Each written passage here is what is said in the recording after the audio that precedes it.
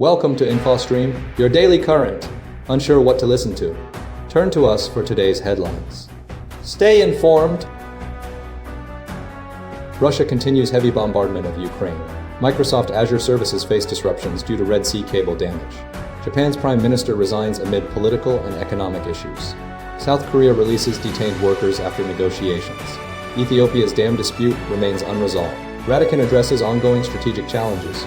Trump plans penalties for wrongful U.S. citizen detentions. Center-right gains in Norway's election. Boko Haram threat resurfaces in Borno State. Trump considers a trip to meet with Xi and Kim. U.S. Navy raid in Niger criticized as a security failure. Jerusalem experiences heightened protests over Gaza. Israel demolishes another Gaza building.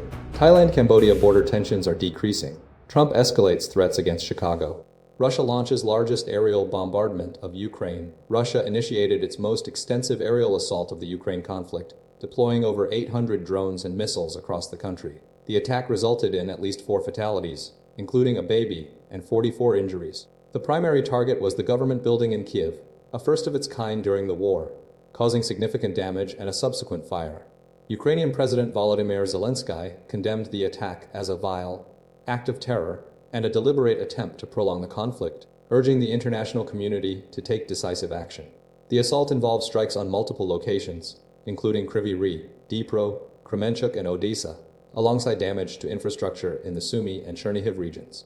A 9-story residential building in Kiev's Svetoshinsky district suffered severe damage and a fire, while another building in the Darnitsky district also sustained damage. The attack on the government building, housing Ukraine's prime minister and several ministries, represents a significant escalation in the conflict. Following the attack, Western allies reaffirmed their support for Ukraine, with pledges to bolster its defenses and continue diplomatic efforts. French President Emmanuel Macron condemned the attack and reiterated the EU's commitment to Ukraine's security. The incident prompted heightened vigilance regarding Polish airspace, with Western aircraft deployed to ensure its safety.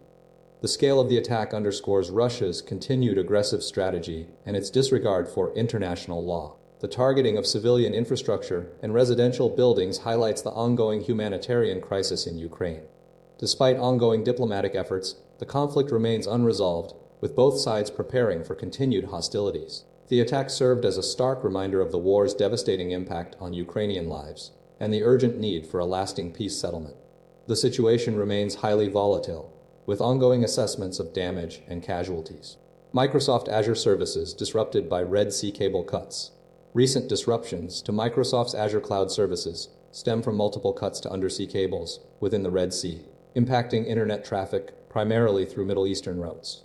The company confirmed that delays were occurring due to fiber cuts, stating that traffic not passing through the affected region was unaffected.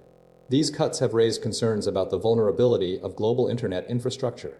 The situation was initially reported by NetBlocks, which identified a series of cuts impacting internet services in countries including Pakistan. The Pakistan telecommunication company reported the cuts near Jeddah, warning of potential disruptions during peak hours. While the exact cause remains unconfirmed, the possibility of deliberate targeting has been raised, particularly given previous incidents. In February 2024, similar cuts occurred in the Red Sea, coinciding with a warning from Yemen's government regarding potential sabotage by the Iran-backed Houthi movement.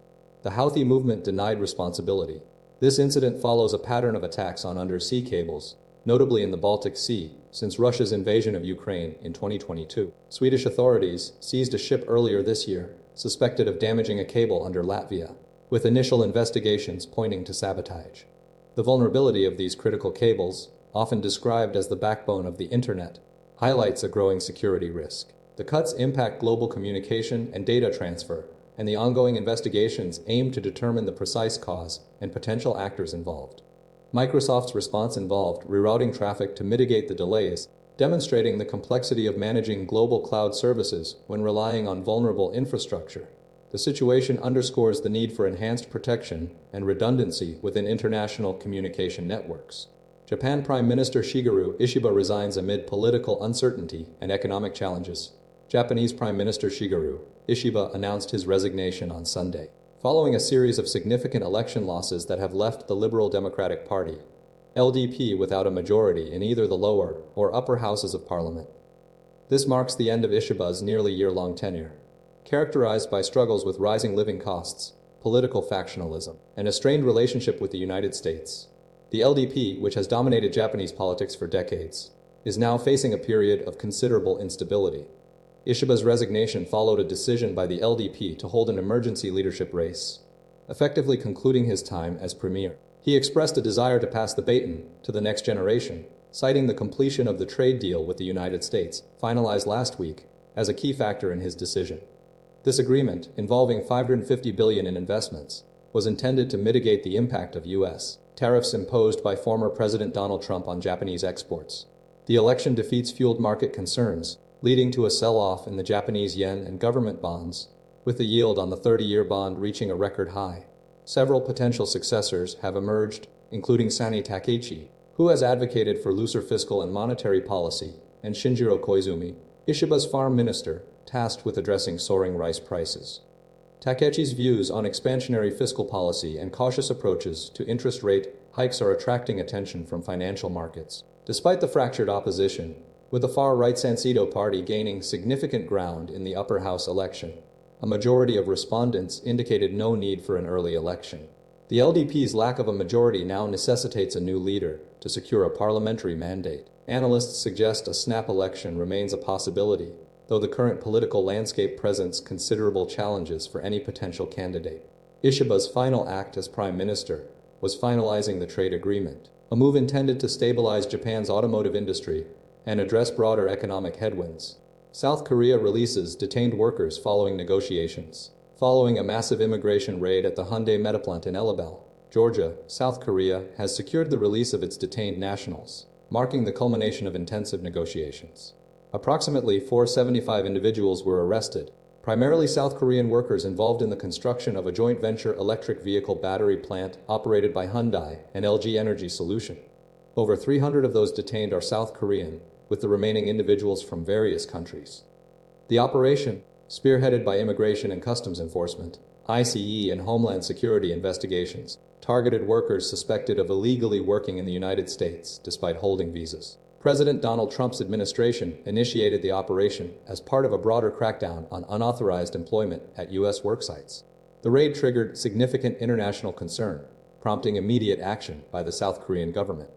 Negotiations, involving the Ministry of Trade, Industry and Energy, the Korean Embassy, and the Consulate General in Atlanta, resulted in a planned chartered flight to repatriate the detained workers once administrative procedures are completed. South Korean Presidential Chief of Staff Kang Hoon-sik stated that the release was a result of swift responses from various agencies and companies. He emphasized the government's commitment to reviewing and improving the visa system to prevent similar incidents. The South Korean government also pledged to ensure the stable implementation of investment projects in the U.S. The operation highlighted concerns regarding visa regulations and potential exploitation of foreign workers. Hyundai Motor Company has stated its commitment to full compliance with all laws and regulations, including employment verification requirements. LG Energy Solution has also pledged cooperation and support for the safe and prompt return of its employees. The incident prompted a reassessment of workforce management practices within the automotive industry and underscored the complexities of international investment and labor regulations. The South Korean government is prioritizing the swift return of its citizens while simultaneously working to strengthen safeguards against future violations. Further enforcement actions are anticipated by the Trump administration. The Grand Ethiopian Renaissance Dam, a water rights dispute. The Grand Ethiopian Renaissance Dam, GERD, Africa's largest hydroelectric plant, is set to be officially inaugurated, marking a pivotal shift in regional power dynamics. Constructed at a cost of approximately $5 billion on the Blue Nile, the dam represents Ethiopia's ambition for energy self-sufficiency and economic development, uniting a nation often divided. Ethiopia's determination to build the dam, despite significant diplomatic pressure and even threats of war from Egypt, stemmed from a desire to reclaim its position as a major regional power. The dam's construction has fueled a long-standing dispute over Nile water rights, primarily between Ethiopia and Egypt, with Sudan also deeply involved. Egypt's primary concern revolves around the potential reduction in water flow to the Nile, which constitutes the lifeblood of its civilization, accounting for 93% of its desert landscape. The dam's storage of 64 billion cubic meters of water, nearly double that of China's Three Gorges Dam, directly threatens Egypt's water security, leading to fears of poverty and potential conflict. Egypt's frustration was exacerbated by the perceived unilateral decision by Ethiopia to build the dam, coupled with the influence of the US and other international actors. The dispute has been further complicated by historical factors, including Britain's 1920s agreement to guarantee Egypt 80% of the Nile's waters as a means of securing its strategic position in the Suez Canal.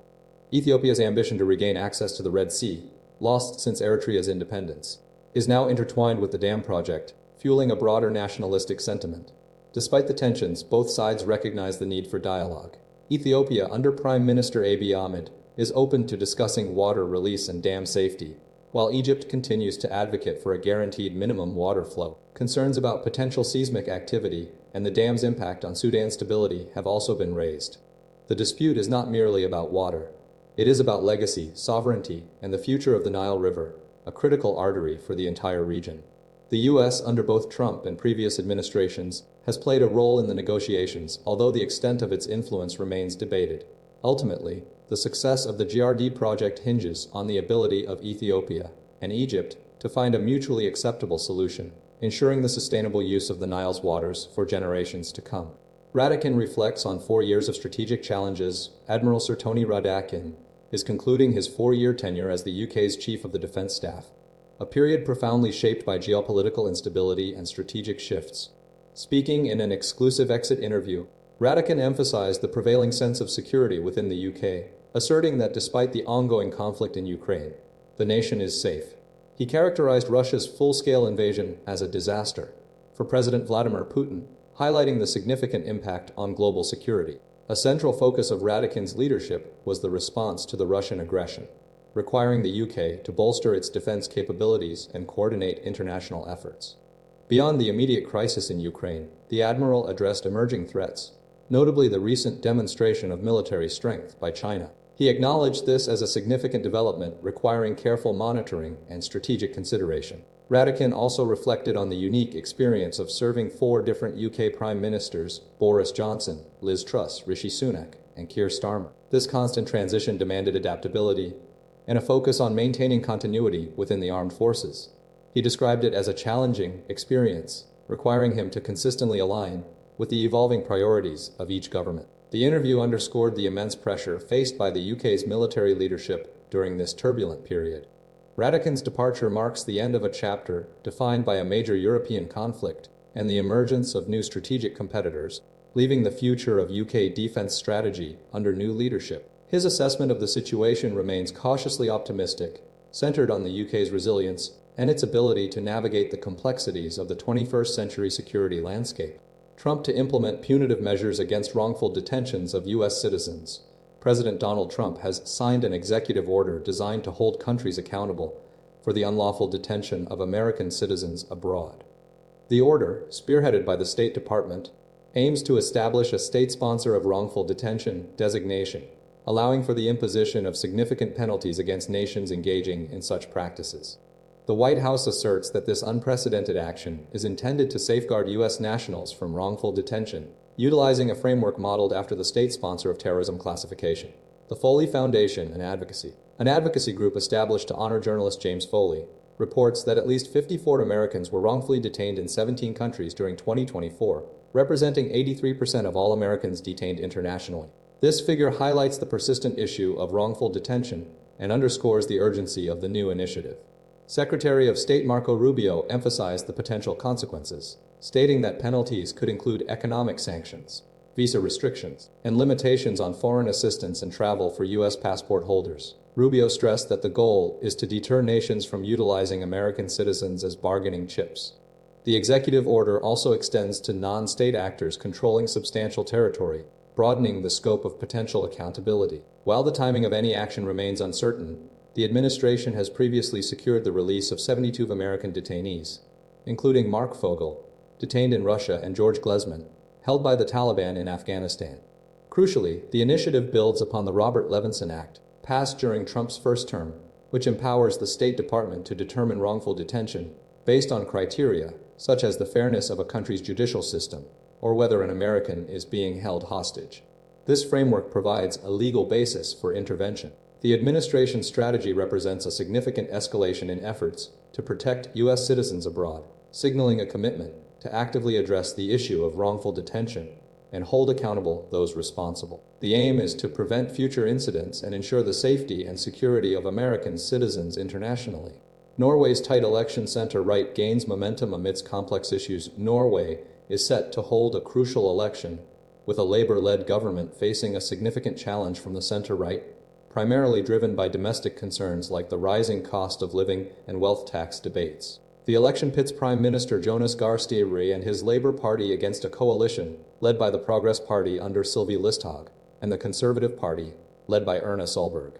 Key issues include a proposed 1% wealth tax, prompting a mass exodus of wealthy Norwegians to countries like Switzerland, and a review of the nation's tax system, spearheaded by former NATO chief Jens Stoltenberg. The campaign has been heavily influenced by the ongoing Gaza conflict, leading Norway's sovereign wealth fund, the world's largest, to divest from almost half of its Israeli investments, a move described by CEO Nicolai Tangen as a worst-ever crisis.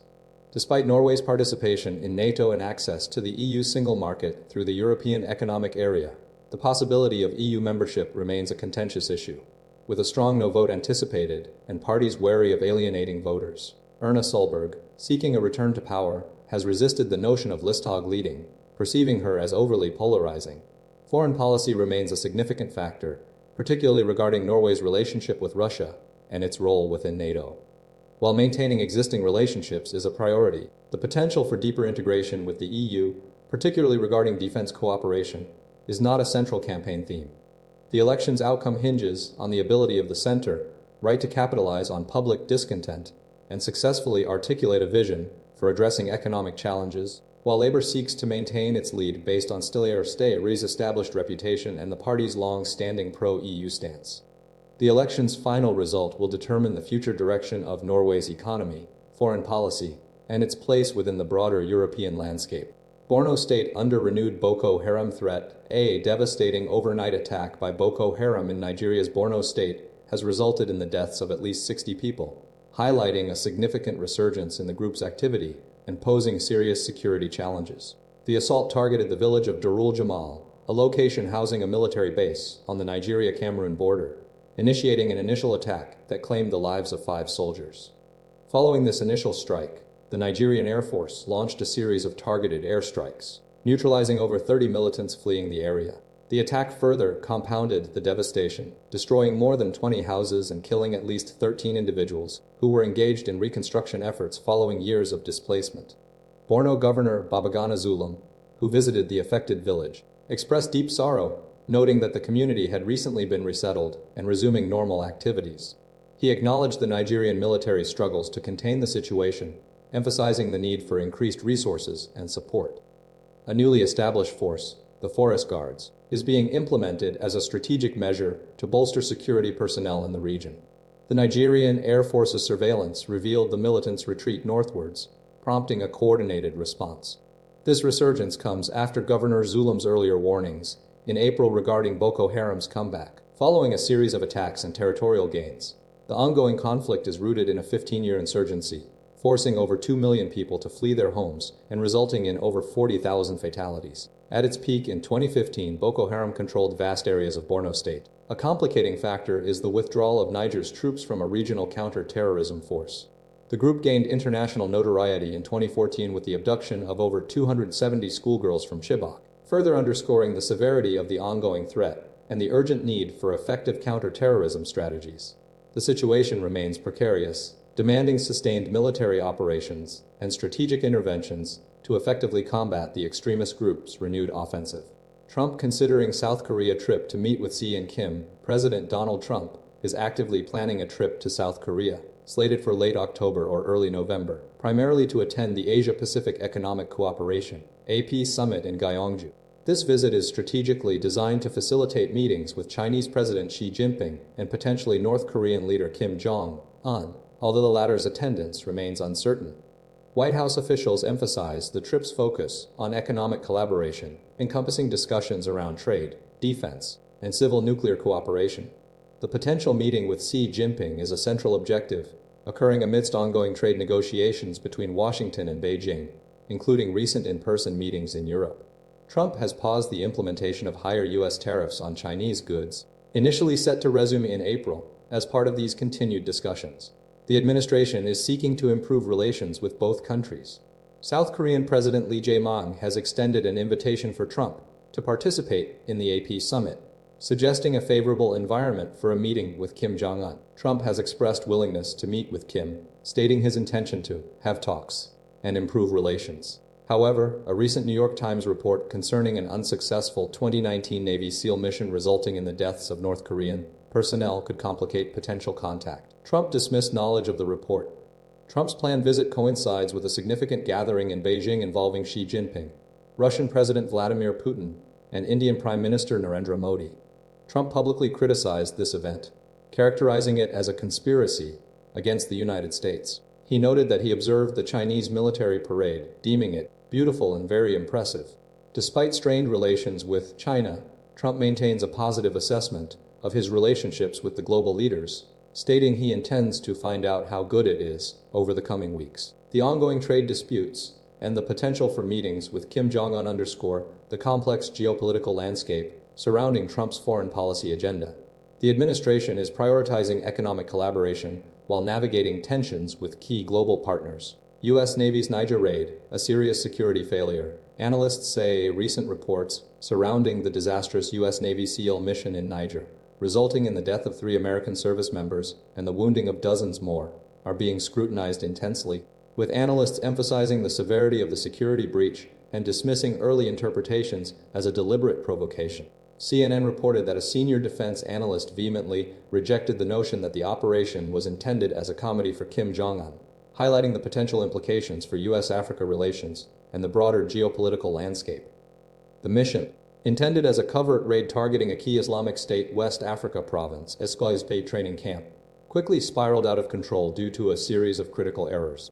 Initial intelligence assessments proved inaccurate, leading the SEAL team into a heavily fortified area with a significantly larger enemy force than anticipated. Communication breakdowns, compounded by logistical challenges and a lack of adequate reconnaissance, exacerbated the situation, transforming what was meant to be a precision strike into a chaotic and ultimately tragic battle. Multiple sources indicate that the team was ambushed, suffering heavy casualties before reinforcements could arrive. The operation's failure has sparked a wider debate within the Pentagon regarding intelligence gathering, operational planning, and the overall effectiveness of U.S. Special Operations Forces in Africa. Furthermore, the incident underscores the complexities of counter-terrorism efforts in unstable regions and the inherent risks associated with conducting clandestine operations in challenging environments. The immediate aftermath has involved a thorough investigation to determine the precise chain of events that led to the disastrous outcome, with a focus on identifying accountability and implementing measures to prevent similar failures in the future. The situation represents a significant setback for U.S. security interests and a stark reminder of the potential for unforeseen consequences in complex military operations. Jerusalem protests intensify amidst Gaza conflict and international concerns. Massive demonstrations erupted in Jerusalem and Tel Aviv, fueled by growing public frustration over the ongoing conflict in Gaza and the government's strategy. Over 15,000 people participated, primarily families and supporters of the approximately 48 remaining hostages held by Hamas since the October 7th attack. The protests demanded Prime Minister Benjamin Netanyahu negotiate a release deal, with 20 hostages believed to be alive. Key voices included the mother of Matan Angrest, an IDF soldier held captive, who issued a direct threat. The conflict, initiated by Israel's retaliatory campaign against Hamas, has resulted in at least 368 Palestinian deaths, according to Hamas's health ministry, a figure disputed by Israel. Despite calls for a ceasefire from international allies, including Denmark's Foreign Minister Lars Rasmussen, Netanyahu remains committed to total victory and plans to intensify the war, with a potential land incursion into Gaza City. Defense Minister Israel Katz has escalated the situation, with videos of destroyed high-rise buildings, justifying them as Hamas command centers. Amidst the escalating violence, concerns are mounting about the humanitarian crisis in Gaza. The government is urging residents of Gaza City to evacuate to the Al-Mawasi area, but this zone has also been repeatedly targeted by Israeli airstrikes, resulting in numerous civilian casualties, including children. International pressure for a ceasefire continues, with the U.S. Ambassador to Israel, Mike Huckabee, indicating the Trump administration's stance against dictating Israeli policy.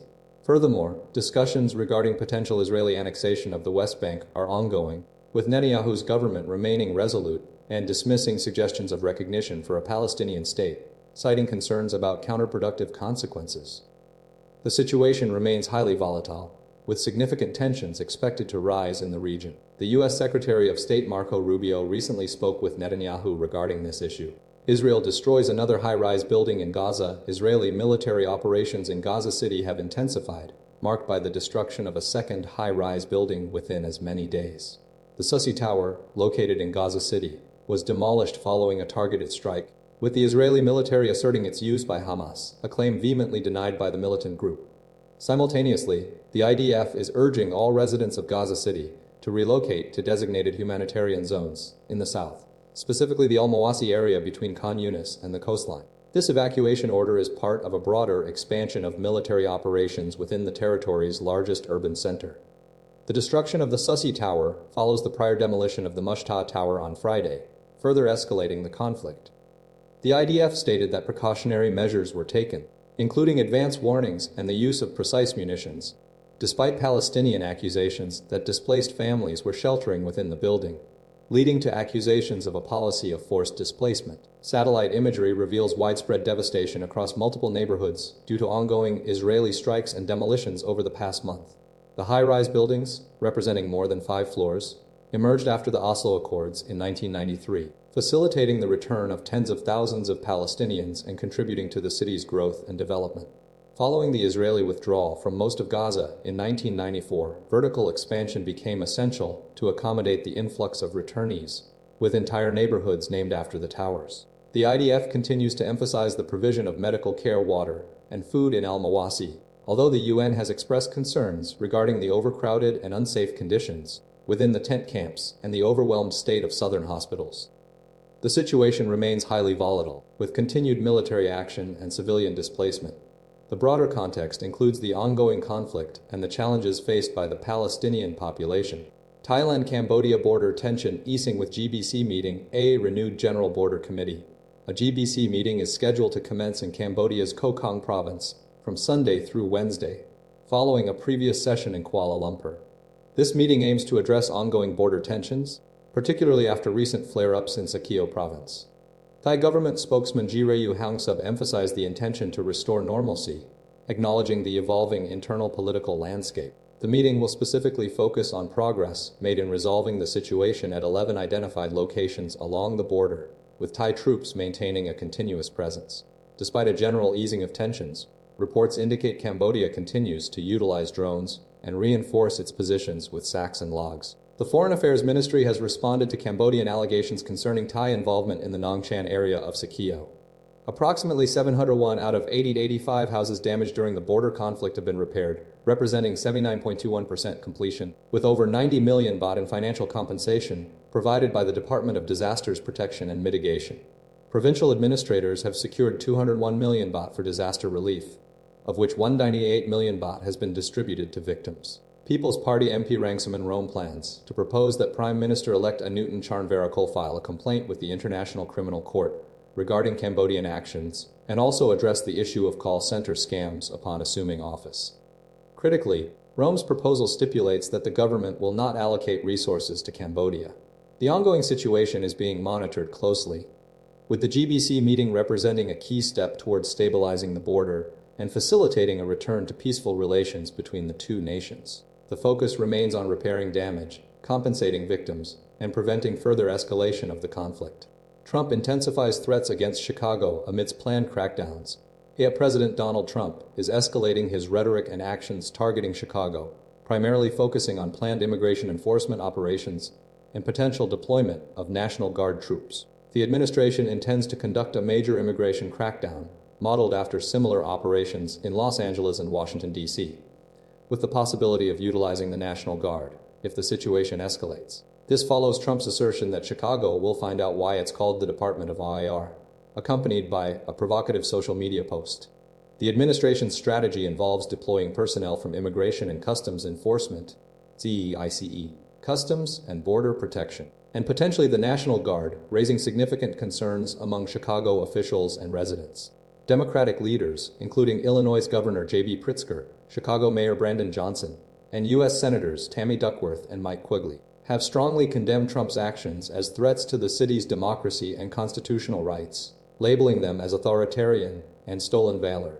The planned immigration operation mirrors a previous deployment in Los Angeles, which faced legal challenges due to federal restrictions on military involvement in law enforcement activities. Trump has repeatedly stated his intention to go to Chicago, fueling anxieties about a potential escalation of federal intervention. Furthermore, the administration is exploring the possibility of utilizing the National Guard to combat crime in Chicago, mirroring a similar strategy employed in Washington, D.C. This approach has drawn criticism, with officials emphasizing the National Guard's lack of police powers and the potential for misinterpretation of their role. The situation is compounded by concerns among Chicago residents regarding potential ICE raids and the disruption of communities. Organizers have postponed the city's annual Mexican Independence Day celebration, Il Grito Chicago, citing safety concerns. The administration's actions represent a significant challenge to Chicago's autonomy and have triggered a robust response from Illinois' political leadership. The legal challenges surrounding previous deployments and the potential for escalating federal involvement remain key factors in this ongoing situation. The administration's repeated statements and provocative imagery further amplify the tension surrounding the planned interventions.